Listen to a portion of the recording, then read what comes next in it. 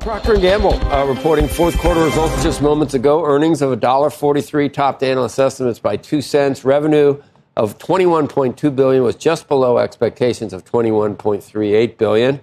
For the full year, P&G sees earnings in the range of $6.89 to $7.11 a share. Estimates are $7.04, but I think prior there had been some guidance that might have been a little bit higher. I think the stock's off a little, and that is reflected. We talked about how the Dow suddenly was down more than it had been before. Maybe Procter & Gamble, obviously not maybe, but is adding some pressure to the Dow. Joining us now, Andre Schulten, P&G CFO. I didn't mention organic sales in the period. I know that I think that 1% to 3% was the guidance, and that continues to be the guidance. Andre, what were the numbers in the most recent quarter that just hit a couple minutes ago? Yeah, good morning, Joe. Morning, Becky. Look, we just actually closed our fiscal year, so this was the last quarter of our fiscal year. So we just completed that guidance range. So let me come back to the forward-looking guidance in a second.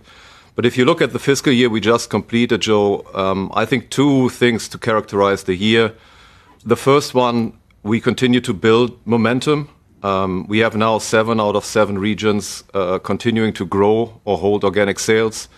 We have 9 out of 10 categories growing organic sales. Our share over the past 3 months, our value share at a global level, has stabilized with upward trajectory. So, for example, we see share growth in China for the first time in a long time, and share growth in many other places accelerating. And we saw acceleration throughout the year. Half one was 1% sales growth, half two was 2% sales growth.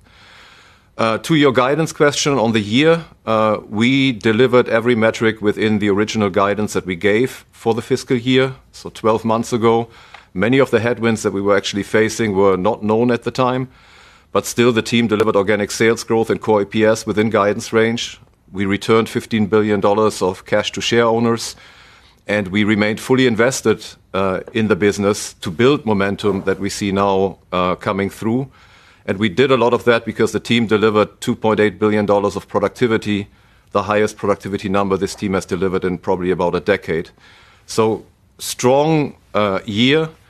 The quarter 4 results were a little bit below expectations on the top line. We beat on EPS, as you mentioned. The street was more optimistic on the top line for quarter 4, and rightfully so, because our consumption, so the actually sell out to the consumer, was much stronger, 2.5% in the quarter. The revenue we recognized in the quarter was only 0.5% for 2 effects. Number one, we had shipment acceleration in quarter 3. We talked about that in the Q3 call.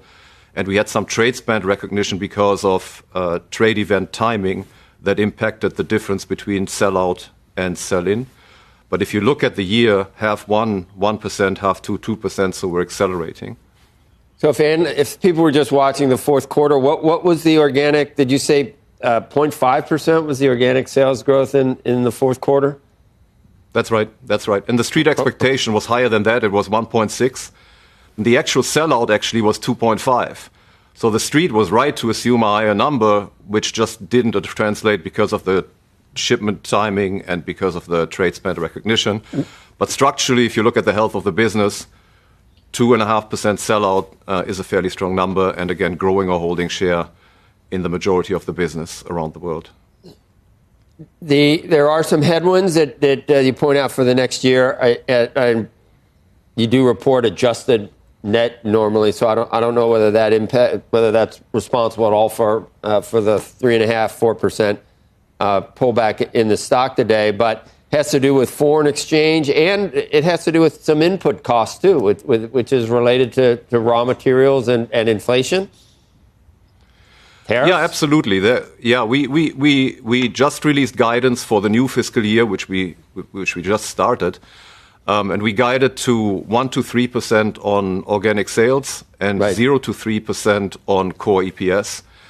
And really, it's driven by 2 things. Number one, the strength of the consumer. The midpoint of the top line guidance assumes the consumer stays where they are at about 2% consumption growth. And the second component, which drives the range on the EPS side, is exactly what you say, Joe. It's the crisis in the Middle East, and therefore the impact on the petro complex from a cost perspective, the impact on supply chains, the impact on transportation. And we see in our base scenario, so the midpoint of the range on EPS assumes things pretty much stay as they are, about $90 a barrel oil, and the conflict continues, which means we continue to see transportation increases, we continue to see some supply chain constraints, and that gives us about $1 billion after-tax headwind for the year, so 6 to 8% headwind on earnings, which is embedded in the midpoint of the guidance range. If the conflict ends earlier, oil prices come down, I think we'll see a positive effect on the consumer, and we'll see a positive effect on costs, so that would move us to the upper range, probably on the top line and the bottom line. If it goes the other way, it goes the other way.